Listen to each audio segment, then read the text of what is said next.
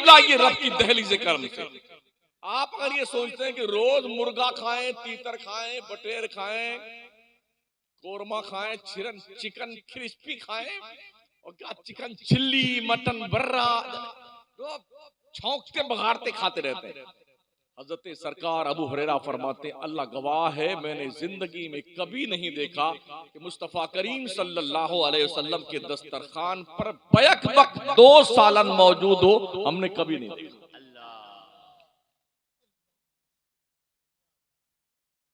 आज हमारे माशाअल्लाह देखिए तो गिन गिन करके थक जाइए।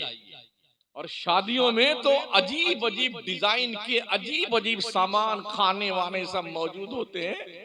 तो कोई 15 किस्म का, 20 किस्म का, हमने ऐसी ऐसी शादियां भी देखी हैं कि 1500 रुपए का एक प्लेट होता है। अब वो खाएगा कि बांध कर ले जाएगा ये पता नहीं। हलक शरीफ के नीचे लुकमा उतरने के बाद क्या उसका टेस्ट अब महसूस होता है? जब तक जबान पर है, अरे क्या स्वादिष्ट है, कसम खुदा की मजा आ गया, अरे बहुत टेस्टीफुल है माशाअल्लाह। और हलक के नीचे नीचे गया ना, खत्म कहानी। ऐसा भी नहीं है कि टंकियां अलग अलग बनी हुई हों, कमरे बने हैं पेट में कि बिरयानी इधर रखी जाएगी, कोरमा यहाँ रखा जाएगा, पुलाव इधर रखा जाएगा, जर्दा यहाँ रहेगा। भाई साहब एक ही कमरे में जलवा फरमा होते हैं सारे लोग, जिसे हजरत मेदा रहमतुल्लाह अलैह कहते हैं। डाइजेस्टिव सिस्टम जब अपना काम शुरू करता है ना, तो सिर्फ 2 ही आइटम बनता है, एक लिक्विड और एक वेस्टेज माल। लिक्विड तो कुदरत के आदेशानुसार जहां जहां जरूरत होती सप्लाई हो जाता है, और जो वेस्टेज माल होता है ज्यादा देर तक उसे आदमी पेट में संभाल कर रखता भी नहीं। वैसे बंबई में तो आप बहुत सारे रहते होंगे ना, कलकत्ता बंबई में आपने देखा होगा म्युनिसिपल कॉर्पोरेशन के जो बड़े बड़े बाथरूम बने होते हैं 15-15, 20-20, सवेरे जब लाइन लगती है एक एक के सामने 15-15 आदमियों की, एक घुसता है ना अंदर, तो अभी शायद उसने जारबंद भी नहीं खोला होगा। अरे भाई साहब जल्दी कीजिए, अरे भाई साहब जल्दी कीजिए। नंबर आने से पहले गुस्ल की नौबत आ जाती है। फिर ऐसा खाना खाने के लिए आदमी क्यों इतना परेशान रहता है यार? खाना खाएं मगर इस तरह बेहूदगी के साथ ना। और ये भी ध्यान रखें अल्लाह का रिज़्क अदब से खाइए। अभी तो शादी ब्याह वगैरह में तो जानवर बन के लोग खाते हैं। जानवरों में भी सिर्फ एक जानवर है जो स्टैंडिंग में सारा काम करता है, इनकमिंग भी स्टैंडिंग में, आउट गोइंग भी स्टैंडिंग में, उसे जनाबे गधा कहते हैं। तो शादी ब्याह में बफर सिस्टम लगता, बफर। हाँ, तो बफर सिस्टम का उसूल यही है, मंगता भिखारी की तरह प्लेट उठाता है, यहाँ से थोड़ा निकाला, यहाँ ऐसे। पहले तो ये था दस्तरखान लगता था, प्लेटें लगाई जाती थी, खाना सजाया जाता था, प्लेट में निकाल के दिया जाता था, फिर रोटियां पकड़ाई जाती थी। तो सब तक पहुंचने के बाद घर का बड़ा आदमी, भाई साहब जरा बिस्मिल्लाह कीजिए, फिर लोग बिस्मिल्लाह फरमाते थे, है ना, बड़ी इज्जत के साथ। मगर अब कुछ नहीं, अच्छा कुछ पता भी नहीं कि टंकी में कितना आएगा, तो इतना भर लाता है कि आधा खाता है आधा छोड़ के भाग जाता है। हमारा हिंदुस्तान जितना खाना बर्बाद करता है सालाना, अगर ये इकट्ठा किया जाए ना, तो नेपाल जैसे मुल्क को, भूटान जैसे मुल्क को, पाकिस्तान जैसे, बांग्लादेश जैसे मुल्क को हम साल भर परवरिश उनकी करते हैं। बड़ा सक्षम है हमारा देश, लेकिन हमारे पैसे बहुत खर्च होते हैं। 1-1 करोड़ रुपया शादी पे खर्च करते हैं पगलाए हुए सेठ। अपनी नाक ऊंची करने के लिए भाई साहब जितनी लंबी बनाई रब ने, इससे ज्यादा लंबी हो नहीं सकती है, तो क्यों परेशान है? और ज्यादा से ज्यादा आदमी ये कि यार क्या बढ़िया शादी की, 2 दिन ना बस, उसके बाद अरे कभी इसने अपनी शान बगाड़ा, यही लोग कहेंगे। इसलिए भलाई और इज्जत इसमें है कि इस्लाम के दायरे में रह के जिंदगी गुजारिए। हजरत सिद्दीक अकबर का नाम सुना है, अफजलुल खल्क़ बादल अंबिया वल मुरसलीन। जब वो मसनद खिलाफत पे बैठे ना तो बहुत मुख्तसर सा आपका रोजीना तय किया गया, माहाना तय किया गया बैतुल माल से।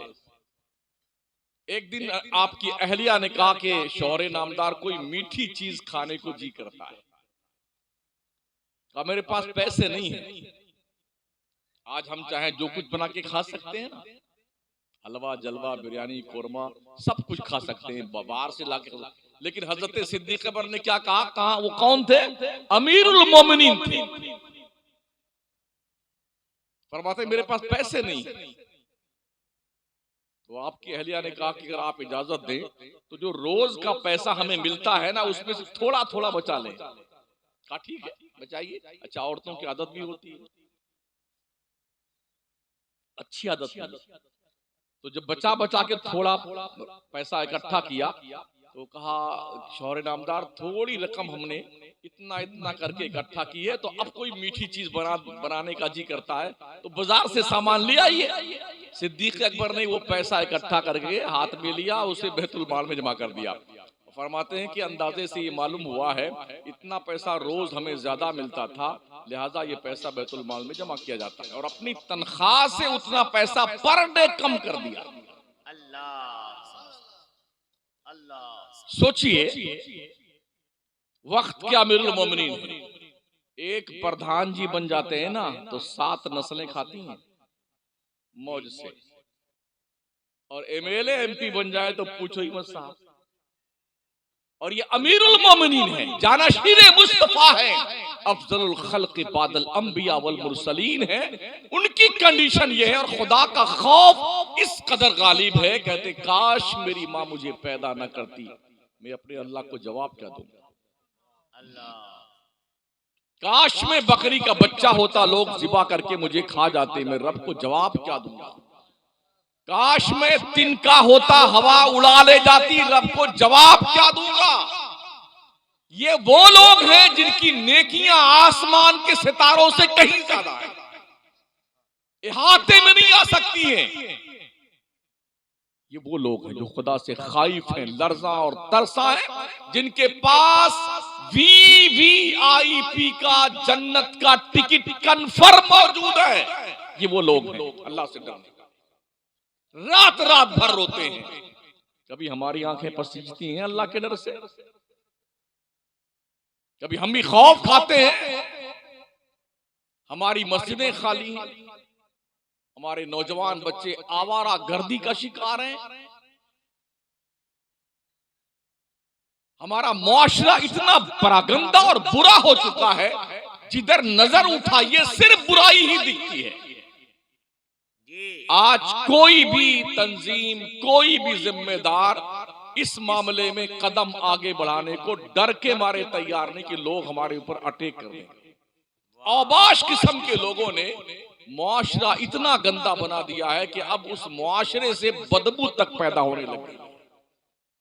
इसलिए बहुत जरूरत है, अगर अपने आप को इज्जत के साथ जिंदा रखना चाहते हैं तो ढंग से शरीयत मुस्तफिया का बाज़ाब्ता तौर पर पैरोकार बनकर के जिंदगी गुजारने की कोशिश कीजिए।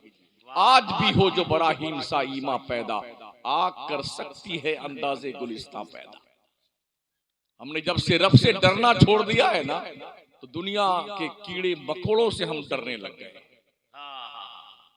अपनी परछाई से हम डरने लग गए। और कभी वो दौर था मुस्तफा के गुलामों ने सूखी रोटियां खा खा करके कैसरो किसरा की ईंट से ईंट बजा दी। वो दौर भी दुनिया ने देखा है, जिनके कपड़ों में पेवंद लगे होते थे, तलवारें टूटी थी उनकी। रुस्तम ने अपने जर्नैलों से पूछा था, आखिर क्या बात है, मुसलमान अपने मुल्क से इतनी दूर चल के आया है फिर भी नहीं डरता है, फतेह पे फतेह हासिल करता जाता है। हम अपने मुल्क में हैं, रसद का इंतजाम है, असलहे से लेस है, हमारी फौज शिकस्त क्यों खा रही है। जानते हो क्या जवाब दिया था जर्नैलों ने? कहा जनाब अगर हमें जान की अमान दी जाए तो अर्ज करें। कहा फरमाइए जान की अमान दी जाती है। कहा बादशाह कमांडर इन चीफ साहब ऐसा है, मुसलमान दिन में घोड़े पे सवार रहता है, रात में मुसल्ले पे सवार होता है। और हमारे फौजी दिन में घोड़े पे सवार रहते हैं, रात में शराब पीते हैं और अय्याशियां करते हैं, इसलिए हम शिकस्त खाते जाते हैं। दिन में मुसलमान फतेह याब होता था, रात भर रोता था, ऐ रब ये शिकस्त फतेह जो दी है ये तूने दी है, तेरा करम है, तेरी मेहरबानी है कि तूने मेरे जरिए से दीन का काम लिया। रात भर रो रो करके अल्लाह को और बनाया करता था मुसलमान। आज जो कुछ है वो हम में हम मरे जा रहे हैं। हैसियत कुछ नहीं है, मगर फिर भी दावा यह कि मुझ जैसा कोई नहीं। थोड़ा पैसा आता है तो पगलाना शुरू करता मुसलमान, और ऐसा पगलाता है, घर का अंदाज बदल जाता है, खाने पीने का अंदाज बदल जाता है, बोलने चालने का अंदाज, चलने फिरने का अंदाज बदल जाता है। यूं लगता है कि इस पूरे गांव में ये अलग किस्म और अलग क्वालिटी का इंसान। हम भी बम्बई रहे हैं करीब 10-15 साल गुजारे हमने वहां भी। तो जितने कमाने जाते हैं ना हमारे बिहार के, यूपी के, झारखंड के, लौटते हैं ना, 8 लाठी लेके आते हैं, 5 छतरी लाएंगे, वो पानी का डब्बा भर लाएंगे, 1 कन्फर्म टिकट होता है, 5 वेटिंग लिस्ट वाले होते हैं उसके साथ में। हाँ, और ऐसे भर जाएंगे बकरी और भेड़ की तरह कि घुसने में परेशानी होती। कोई आदमी आकर के अपनी सीट पे बैठे, बाथरूम में भी पूरा बिछा करके आराम से बैठते संडास में। अब कहाँ जाओगे? ये रोज रूटीन में चलने की बात मैं कर रहा हूँ। क्या हो गया? आप साउथ इंडिया में जाइए, सफर कीजिए ना, सीट टू सीट आदमी बैठता ट्रेन में। टीटी की हिम्मत नहीं है कि वो 150 रुपया लेकर के जो है किसी को इसमें एडमिशन दे दे। अभी मैंने नादिर जमाली साहब से कहा मुझे वहां जाना है गढ़वा, तो इंटरसिटी जाती है। बोले हाँ, यहाँ 200-500 रुपया दे दिए, टीटी पट जाता है और ऐसे ही बिठा के ले जाता।